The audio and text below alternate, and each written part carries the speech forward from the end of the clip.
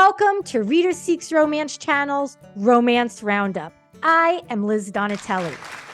And I'm Libby Kay, author of the sweet romance series Buckeye Falls. Libby and I are excited to share our curated lists of must-read romance books, so take notes.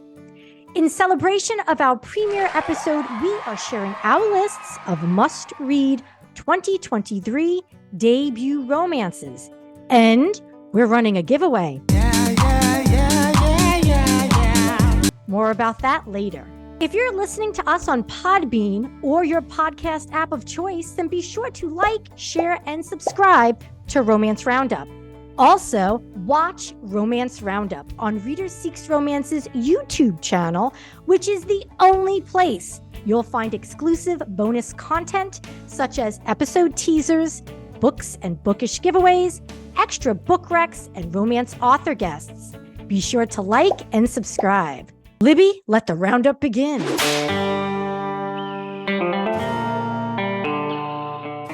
All right. Thanks, Liz. Okay, so the first one I want to talk about came out earlier this spring. It's by Camille Kellogg, and fans of Liz and Reader Seeks Romance channel might have already seen the interview with Camille back in the spring during the debut. But this is Just As You Are, and it is a Pride and Prejudice retelling. And I have to tell you, I am such a snob with Pride and Prejudice retellings. The fact that I'm sitting here gushing can only be good news. And I forgot to mention this is through Dial Press, which is a part of Random House. So obviously available wherever books are sold. So the general overview, as I said, this is a Pride and Prejudice retelling. So it has a modern twist. One of the most notable things is that this features a complete LGBTQ plus cast, which I loved. And instead of it being Lizzie and Darcy, we have Liz and Daria. And Liz lives with her roommates in New York. So kind of think Bennett sisters, but instead these are, modern people in New York. And Daria and her friend Bailey are coming in, and they are going to revamp this magazine that Liz and all of her friends work at. So obviously shenanigans are about to ensue. It is perfectly written in that there was never a lag. A lot of books, sometimes you think, oh, it has a soggy middle. Now I'm sounding like I'm British Bake Off. But it just kept flowing. And I always felt really connected to Liz and Daria, even when they were both acting up with their nonsense. But like I said, really faithful to the original story in that as soon as you know who the villains in the story are going to be. And I was still surprised when they ended up doing what they were doing, to the point where, you're shaking your book and you're like, oh my gosh. So I really liked that even though, that's kind of the thing with retellings, what's going to happen. And obviously that's what I like about romance is, they're going to end up together. But this really, I literally gasped when, the twist happened. And I really liked how Camille Kellogg wrote that. I like how she did the character reactions because it felt authentic to how she had built them throughout the story. So really good character development. In terms of tropes, if you're a trope fan like myself, this is obviously an enemies to lovers. It has the workplace romance elements because obviously Daria is technically the boss and Liz is the employee. And as I mentioned, fabulous LGBTQ plus representation, very authentic. The story was fabulous, and every secondary character had a purpose. Sometimes you read books and you're thinking, get back to the main couple, but I never felt that way. I was always like, oh, this is fun. I want to see what's coming on next. So definitely, if you are a Pride and Prejudice fan, and even if you're not, you should pick up this book because, like I said, Just As You Are by Camille Kellogg, absolutely fabulous debut romance at 23. Wow, that's quite an endorsement. I have two questions. One, what's the heat level? Is it closed door, fairly chaste, or there's like maybe one steamy scene, but I mean it's not. And I read the whole spectrum of steam, but It's definitely more steam than sweet. I wouldn't consider it a sweet book. There's definitely a little steam to it. Okay. Second question is, do you think Jane Austen would enjoy reading Camille Kellogg's Just As You Are? I think so, because I feel like it's authentic to Austen's original story, but it's a really good representation of modern times. So, I mean, I would say yes. Okay. That's good enough for me. I have selected as one of my top 2023 debut romances, The First Date Prophecy. Ooh. So the First Date Prophecy is a rom-com, and it's one of those actually funny rom-coms, which doesn't always happen, but it's a rom-com by co-authors and real-life married couple Kate and Danny Tamborelli. Kate has written contemporary YA novels under Caitlin Detweiler, and Danny is a musician, a comedian, a podcaster, and a former child actor from 90s Nickelodeon shows that, I don't know, maybe you've watched, Libby. Oh, The what Adventures shows? The Adventures of Pete and Pete. I And loved The oh, Adventures really? of Pete and Pete. Yes. My sister and I used to watch that all the time. Oh, no kidding. Okay. Yeah. And All That, which is Yes. Oh my God. Yeah. So Danny played the younger Pete, the little Pete. So Tamara, that name sounded familiar, and oh my gosh, Oh, I'll have to okay. read this immediately. And you'll have to watch their interview on Reader Seeks Romance. I just posted that last week. So it was genuinely very funny. The First Date Prophecy, published by Kensington. They've been releasing a lot more romances that I've been checking out lately. And it is inspired by Kate and Danny's real life love story. So the couple in the novel, Lucy and Rudy, their first date is at a bar where a psychic is doing readings. And the psychic makes a prediction that is, quote, equal parts great fortune and certain doom. So this leads them on a dating journey that organically leads them to fall in love. And this is one of the most authentic, sweet, heartwarming romances that I've read in a while. The protagonists are real people. Everything they did or how they behaved like resonated with me when I recalled my own dating past with my now husband. And it wasn't where it was like lust at first sight at all. Like there's a lot of lust at first sight. It's like, you know, they grew to love each other, fall in love. And it wasn't like, oh, he's got rippling 6-pack abs. Like he's a dude with an, you know, regular, like a real person. Body. Yeah. Regular person. So I thoroughly enjoyed every page. It was a pretty compelling read too, to see where it was going. So, yeah. Well, I'm definitely adding it to, oh my God, I'm so excited. I haven't thought about those shows in ages, and now it's like all I can think about. And what's cool is that Danny got to do that narration for the audiobook playing Rudy, the male protagonist. Oh, I love that. Yeah. So maybe you'd want to audiobook it, being used to watch, you know, the Adventures. And I do love I love a bad audiobook. I just love audiobooks. Well, then maybe try that. Perfect. So, yeah. Well, we'll awesome. Enjoy. Yeah. Oh my God, I'm so excited. What do you have next for us, Libby? Okay, so next up, we're going from modern day New York, and we are going to go to 1930s Hollywood. And actually, this might have been another one I think you interviewed the author for.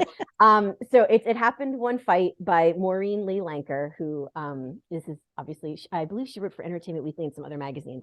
But this caught my eye for many reasons, least of which is I did see it on your show. But I am absolutely obsessed with classic Hollywood. Like the 20s through the 60s are one of my favorite periods in film. So the fact that this follows Dash Howard, who is very clearly, and if you can see from the cover, very clearly supposed to be Clark Gable.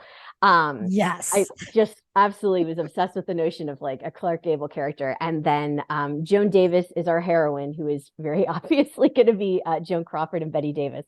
And yes. I love both of them, although I'm a little partial to Betty because we have the same birthday. Obviously not the same year. This protagonist is an amalgam of Joan Crawford and Betty Davis. At the end of the book, she has a section where she talks about movies that inspired her. And it happened one night with, I just forgot her name, Claudette Colbert. Yeah. That's right. Yeah. Claudette Colbert. Yes. And because her and Gable were in that movie. And there's a scene that's basically, I mean, not right out of it, but very much inspired by it that I just was like eating right up. So for me, as someone who has seen all of these movies a bazillion times, it really did draw me into the story. But I can say that even if you're not a classic Hollywood fan, I mean, the writing, the description of the sets and the time and the costumes, and even just like, you know, silly things like they had to write telegrams and letters, and they handle early media, like, you know, like the gossip columnists, and the way that that was obviously one of the, I don't want to give anything away, but that's one of the driving points of the story is how the media portrays them. So, but the premise is they have been working on movies for years. They kind of have this enemies vibe going. And they find out that a prank that Dash did, actually, had a wedding scene in a movie, and it ended up he mailed in the certificate as a gag, and they were legally married in the eyes of California. So the studio loves this, of course, because they're about to film a new movie together. So even though Joan just got engaged to someone else, they fly them off to Reno where they could get a quickie divorce and simultaneously film this movie. And so it really goes into, why they hate each other, or they think they hate each other, and the scenes of them connecting. Oh my God, it's just so good. And the pacing, again, there was not a lull in this book, and I don't want to give away the third act breakup, but I did get weepy, and you know me, Liz, I don't get weepy, but it was just so well done, and my heart was like aching for these two people, and it was the perfect Hollywood ending. I could not have asked for a better ending. It was not forced. It made sense to the story, but it was just absolute perfection. The steam level, I would say there was some steam to it, which again, I'm not complaining. But it really did stay true to, describing the era. And I read modern or contemporary and historical romance, but you usually don't see that right now in the 20s or the 30s. It's usually World War II, or we're going back to the Regency era. So that was really nice to just kind of get a different historical vibe. Like I really just enjoyed that part of it as well. But like I mentioned, it's enemies to lovers. It has the Hollywood celebrity dating angle. There is a little bit of forced proximity, which is fabulous. And it's not just one bed, but it is just one hotel room, which in this book is basically the same thing. And if you're a fan of that trope, like giddy up, it's exciting. Yes. When Maureen Lee Lenker was on Reader Seeks Romance's first date, we talked about the divorce situation. They were called divorce ranches. Where you would go and wait it out because there was a time period that you had to wait for the divorce to be final. So there are scenes then from this kind of, is that the forced proximity? Is that they're on this ranch? They're on this ranch and they're filming a movie, coincidentally, that's at the ranch. And so you kind of have the vibes of them as actors and playing these roles of supposedly falling in love. And then you have like the outside forces with the media giving their opinions. It was, and you could tell that Maureen did her homework on this. Like this, Maureen. She did her homework. This was not some hack job of like, I've seen a couple movies. Like you could tell she knew the studio system. She knew, how contracts work and how relationships with the media work. Like very well researched, but not dry. Like it added to the story. It didn't take away from it. Is it classified as historical romance, or is it still too new? I mean, on Goodreads and Amazon, it was listed. I think depending on the publisher, you can consider anything pre-1980 to be historical now, which is depressing for those of us born in the 80s. or the late 70s, as one of us is. So I have Twice in a Lifetime by Melissa Barron, who I believe was one of the authors in your episode of First Date on Reader Seeks Romance channel. Twice in a Lifetime by Melissa Barron. It is a contemporary romance, a bit heavier than the typical contemporary romance published these days. Twice in a Lifetime was released by Alcove Press, which is distributed by Penguin Random House. Alcove has been actually publishing a lot more romances lately that I've been reading, and they almost have they kind of straddle the line between romance and women's fiction. And according to the book description, Twice in a Lifetime is the time traveler's wife meets Una out of order. I have not read Una out of order. I don't know if you have. And years ago, I think it came out a couple years ago, didn't it? Yes. And the other quote on the book description, Melissa Barron's time-crossed romance features a quintessentially endearing and brave protagonist, an engrossing plot that will keep you turning pages until its breathtaking finish. First of all, that is 1,000% correct. So there's a single woman who is a graphic designer, and she's a really gifted painter. She lives with anxiety and depression, mostly social anxiety. And she begins getting texts from someone who claims to be her husband. Ooh. And I can't say too much because there's a lot that could be spoiled. But these texts appear to be coming from another time. Okay. Oh, From this husband. It is absolutely heartbreaking oh, and hopeful and beautiful. It is a romance. There is the HEA, the happily ever after at the end. It breaks the mold, though, as far as contemporary romance goes, what we've been trained to expect. This is very different. And there's a bit of, I guess sci-fi, if you would consider a little bit of playing with the time, I guess time. a little bit sci-fi-ish. But it is absolutely compelling from the first word to the last. I'm a sucker for time travel or anything that plays with time. I don't Yeah. know how you feel about that. I do like it. I just read, oh, and I just based, oh, the 7 Year Slip, Oh, by, Ashley Poston thank you. I was Poston. going to say, Yeah. yeah. I read that for another book club last month and really enjoyed it. And usually I'm not a magical realism fan, Yeah. and I lump time travel in with that, but time travel is kind of my loophole. Like I usually can, and I will admit, Melissa's book has been on my literal nightstand on my stack of books I have to read Oh, since we did our interview with you last year. So I want to read it, but my problem is lately I just have been looking for the fluffiest of fluff, and so I know going into that there's going to be, not that romance novels that are fluffy don't have more conflict, but I know there's going to be a little bit more heft to that one. yes. Yeah, for sure. So now we're going from 1930s Hollywood, and we're back to modern day, and we're going to Scotland because I can't say no. Oh, So this is Ruby Spencer's Whiskey Year, and it's by Rochelle. I'm going to say Bilo or Billow. I'm not sure. I think it's But Bilo. Bilo. Okay. This is her first romance book. So this is her romance debut. She did write a memoir like 10 years ago, which I think might be part of what the story is based on, because I think it's how she met her husband. But this is about Ruby, who is a New Yorker, and she decides to kind of zhuzh up her life. I think she's in her late 30s, which again, I liked. I'm not saying I don't like books with people in their 20s, but as someone who's, we're getting older, it's fun to read things that aren't just, right out of college heroines. Not that there's anything wrong with that. But Ruby's in her late 30s. She decides she needs a change. And so she wants to go to Scotland and spend a year and write a cookbook. So she makes this impulsive decision to leave her life completely behind, and she goes to Scotland, to the town that, I kid you not, is called Thistle Cross, and it is adorable. And it Wait, sounds did you like say Thistle Cross? Thistle Cross. It's like a postcard. I just wanted to like live here. It's so charming. Oh, She I has love this, that. quirky cottage, and she meets the locals at the pub and befriends a lot of them. And of course, there is an incredibly handsome, brooding Scotsman who's the Ooh. handyman, whose name is Brochen, which I'm probably going to say wrong because I'm married to a Welshman, not a Scotsman. So, Well, that sounded pretty good. thank you. I'm I have trying. to ask a quick question. Yeah. When the Scottish dude speaks, is it written in that Scottish brogue? Is it written as he Yes, speaks? certain Okay. parts, like when he's like talking to himself or things. And I felt like I did read this one, and I almost did the audiobook. One of my friends did the audiobook and said it's fabulous. And usually I do audiobooks, so I'm not sure why I picked up the print. But yeah, I liked how they wrote the dialogue because it did seem, it made you feel like you were there. Yeah.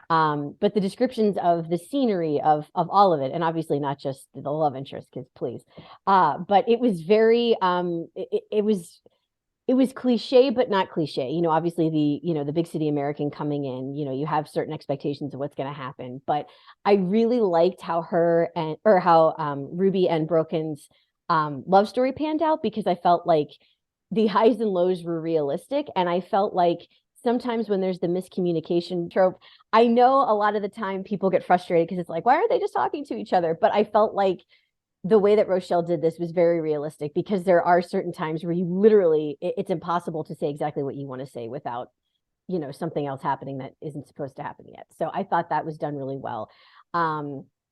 Obviously, things are going to happen. The thing I like about this is there's the time limit. She's only supposed to be there for a year. So I like that kind of is like always, in the background with the story. And I think that's the other thing I like, is there is steam to this, but because she has this whole year, and because of Broken's past and how he wants to handle things, they're both, I thought it was a pretty realistic interpretation of how, if I was giving up my entire life and moving overseas, of how it would be, for an average American to kind of Yeah. start over. So Just really, really well written. I really liked, again, the pacing. I always go back to pacing, but I didn't feel like there was any, lag in the middle. The tension, climax, third act breakup, all of that. Again, it was all of these, it really, they do get you in the feels and you think, oh God, and it's going to work out, but you still have these moments of like, what are they going to do? So really enjoyed. In terms of tropes, it obviously has that small town romance, but instead of it being American, it's Scotland and Thistlecross in this adorable little pub. And forced proximity a little because he's the handyman, so he kind of is always around in this teeny tiny little cottage that on paper sounds adorable, but I know in real life I would be like, I need like a real shower. Like I would have these moments of like, it's a little too cute and rustic. But and again, that whole city girl, small town guy vibe, it was just really well done. So yeah, if you want to go to the Scottish Highlands and can't afford a plane ticket, I would definitely recommend Ruby Spencer's Whiskey Year. Did the author play up food and drink? There's mention of whiskey. Yes. I didn't know food and drink is like a big part of. Yes, it's a huge part because she wants to write this cookbook, so she's trying recipes. So I got incredibly hungry and talked about tatty scones like all the time. Tatty scones? What's a tatty scone? I had to look it up. It's basically it sounds like it's sort of, they're a little flatter than what you would think of as traditional British scones. Okay. And I think they have potato in them because they're a little heavier, and I think they're fried. But it's been a couple months since I read it, so now I might be giving you false tatty scone information. But wait, that's not eaten for dessert, though, right? It's just like no, I think it's just okay. Yeah.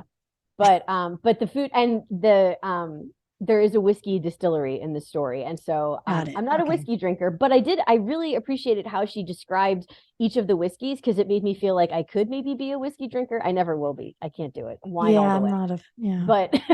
But yeah, I enjoyed that as a reader. I'm like, wow, it's fun to pretend that I would actually drink these things. Yeah. I find it interesting that so far you've picked books that you've mentioned about the pacing. And that is so important. And I feel like sometimes when readers say, oh, I didn't like a book, but I don't know why, I think a lot of times it is the pacing, but they don't know how to identify it. Yes. Because that is so important.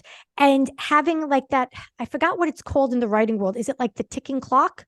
Is that what it is? Where that there's a time frame that something has to be accomplished. Having the ticking clock going on in the background it really helps with the pacing. I'm a fan of properly paced stories as well. And man, if it's not, those are the books I don't care for.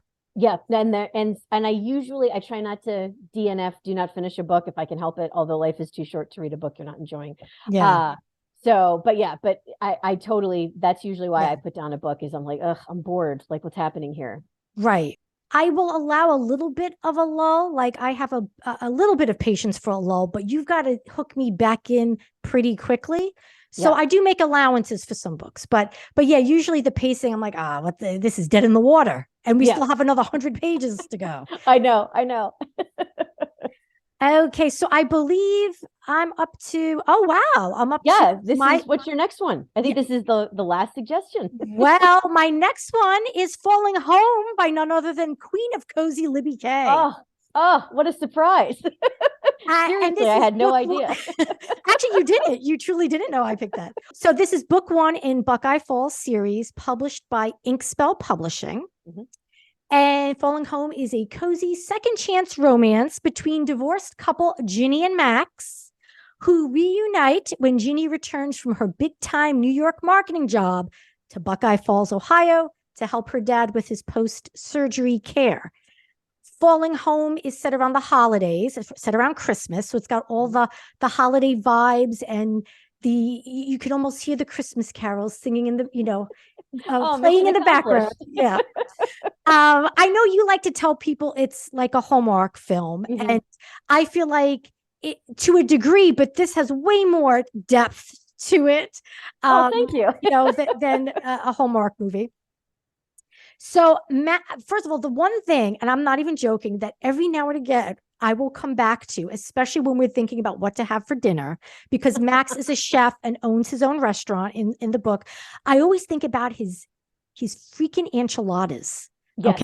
And I know that you made that up, right? But in my mind, they do exist in a Buckeye Falls out in fictional land. And there are these enchiladas that I really want to find a recipe so I can make something. So you're going to have to find me a recipe. All right, I'm on it. Okay. I'm on it. But aside from that, and I took some excerpts from my own review on Goodreads, that Libby Kay is an extraordinary storyteller and builds a thoroughly engaging small town in Buckeye Falls. That the world building is really done well. That's why I have kept reading.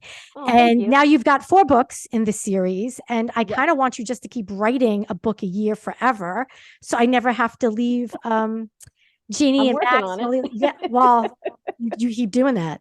And also there's a lot of supporting cast members who are all unique and don't just blend into the woodwork as a lot of large casts tend to do in romance novels. And some of those supporting casts get their own love stories. So Falling Home by Libby Kay, another one of my fave. Oh, wait a second. I just realized something. Wasn't that published in 2022? Oh, yeah. It came out. It was the 20th of December. I'm keeping it. I'm going to let it ride. I'm going to say it is my favorite debut of 2022, 2023, because I'm not taking that back. Our show, our rules.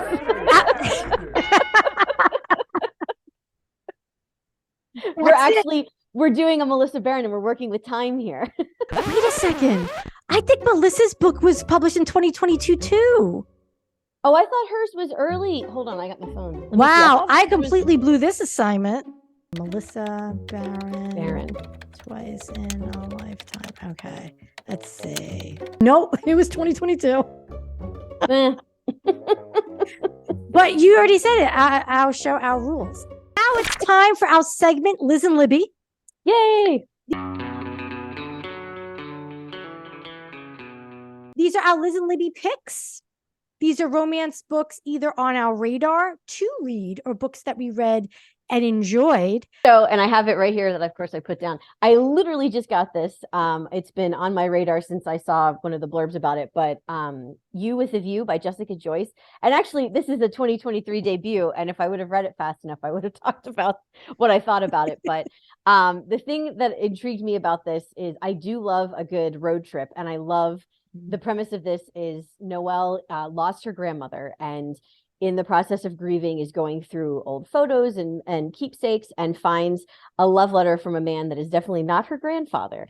And so she goes to social media to try to find who this mystery man is, and is less than delighted when she finds out it's the grandfather of her high school nemesis. So they decide through, and again, I haven't read it yet, but from the description, they decide to go and recreate the honeymoon that never happened for her grandmother and this gentleman. And Theo, the grandson who drove her crazy in school, comes along. So from what I understand, it has one of my current favorite tropes, which is the just one bed forced proximity. I can't get enough of that. And I just like a good story about, I mean, I don't want to say I like a good story about grief because that sounds terrible, but I like to see how people portray other people going through grief because everybody handles it totally differently. So I'm intrigued by that, but it's also getting phenomenal reviews. I think it just came out like a month ago. So yes, so You with a View by Jessica Joyce, and I think it's another Berkeley book. So that is already out, and I literally have my bookmark in it, which means it's about to happen. So I'll start reading that today. I'm curious to know if it'll end up on any of your future lists, because it does have a lot of great book buzz. And actually, Jessica also was on a recent episode of First Date on Reader Seeks Romance channel, and she mentioned, when I asked about tropes in the book and which ones did you create and you can claim as your own. And she mentioned as a love language, calling the person by their last name as being a trope, a sexy trope that she created or that she has in the book, You with a View. So I guess because they're high school nemesi, they must call each other by their last name, but how that's also kind of sexy. And I agree. And I don't know why it's sexy, but it is. No, I like it. I'm here for it. So there you go. Funny enough, the two books, well, maybe not funny enough, the two books that I have on my list of to be read, released in 2023. So, and we didn't have to stick to 2023 for this segment. No. Did. So anyway, I'm breaking and following rules all willy-nilly. The Rivals of Casper Road by Roan Parrish. Oh, what's this? Oh, okay. So this is book 4 in Garnet Run series, published by Harlequin Special Edition. It's one of their category lines. And Roan writes really, really great, cozy, small town, sexy, steamy romances. This one is Halloween themed. Fun. Which, when was the last time you saw a Halloween theme that wasn't paranormal romance? Exactly. Right. Very rare. And the book cover has there's pumpkins, like a pumpkin welcome mat outside of the person's house. And it's really cool. Okay. So I haven't yet read it. I'm dying to read it. It's a small town in Colorado too, which I don't often find Colorado. It's Rivals to Lovers. Ooh. The new guy on the block enters the annual Halloween house decorating contest and competes against the 6-time champion, who happens to be this cute guy. And they end up sharing a kiss. There's like a prank war going on between them. And then eventually they fall for each other. It's game on. Roan writes really well-rounded characters, and they're always very sexy, and she's good with world building. So I have that on my to be read list. That sounds really good. And I, like you said, Halloween that's not paranormal, I always feel like it's lost in the shuffle. Yeah. It's either Christmas or, Yeah. I've been looking for a Thanksgiving one. That would be fun. But I feel like, and believe it or not, when I have searched Thanksgiving romances, I often find Amish ones. So I guess the Amish, I think, are cornering the market on Thanksgiving holiday romances. So someone, please, someone out there, write something that's not Amish for the people who don't read Amish. You know. So anyway, that's just my little 2 cents. All right, Libby, what is your next Liz and Libby pick? All right, so my next pick, also have not read it yet, but I'm excited to read it. And apparently I'm just pulling everything off my bookshelf today and sharing it with you all. So, and I haven't read a Kathy Yardley before, but the next one I want to read is Role Playing by Kathy Yardley. And actually someone that we know in common at our book club mentioned this, and it was coincidentally on my literal stack. But it's, the thing I like about it is it as I mentioned before, I like books that are not just the 20-something love interest. And this has a 40-something and a 50-something hero and heroine, and they meet playing video games online. And it starts off with them thinking one of them's really older and one of them's younger, and they're just talking. And then they end up meeting in real life and realizing that A, they're basically the same age, B, they're really cute, and C, maybe they're, they could take this relationship offline, so to speak. So I think it just came out last month as well. It's through Montlake Press. And it just sounds charming, and I'm obsessed with the cover. I mean, come on, give me a break. So it just gives me cozy vibes. And as someone married to someone who's very much into video games, I think that's kind of interesting, because you don't always see that as part of the plot point. It's usually like, offhanded, like, oh, and he plays video games. So, so I'm anxious to see what that's like. And then of course I'll have to regale him with like, does this seem accurate? Because I always do that. And he's like, yes. Or sometimes no, I don't know, but that's it. My husband is a big time gamer. So I feel like, I don't know. I feel like I will either that role playing will resonate with me as a romance, or I'll be like, I don't really need to know about, like, how video romance heavy do you think? Like, because you said you didn't start this yet, right? Not yet. Okay. I just got it, and then did you flip through just to see? I'm gonna flip through right now because I don't know how much of the video game stuff I could take. Although maybe I would have a new appreciation for gamers. It looks like there's some, chat text. You know what I mean? Like, okay. Not. I mean, even just paging through, it's not a lot. Okay. I do like that her name is Bog Witch. I think that's pretty awesome. Her name is Bog Witch? Like her handle for the game, not Oh, her real name. I thought you read her real name was Bogwitch. No, it says Maggie, but I think she goes by Bogwitch. I just think that's kind of fun. I think it would be funnier if her name was Bogwitch. It was Bogwitch. So what's your next one? Okay, listen. First of all, you know how they say the collective consciousness, you put a thought out there and then someone will snap it up. I believe this book was stolen from my mind. Okay. Oh, what is it? Okay. It's called Funhouse by USA Today bestselling author Lainey, L-A-N-I. I'm guessing it's Lainey Lynn Vale. And this is book 1 in Welcome to the Circus. So I just have to read you some excerpts from the book description. Please. Sometimes you need to crash a funeral to experience happiness. Oh, I'm already intrigued. Okay.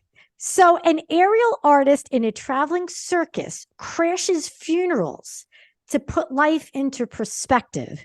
And she attends one and is discovered and kind of like called out by this guy who, quote, dresses in a black suit, black undershirt, black gloves, and black shoes. He looks like the devil himself.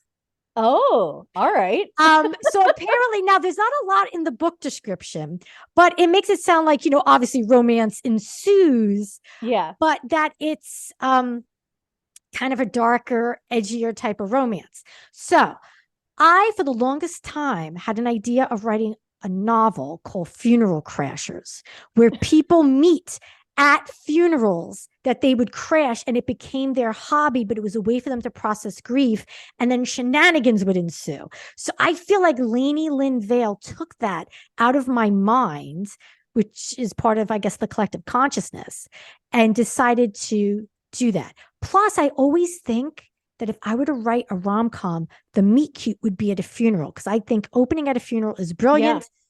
Corelia Stetz Waters, author of Satisfaction Guaranteed, opens her novel with a funeral.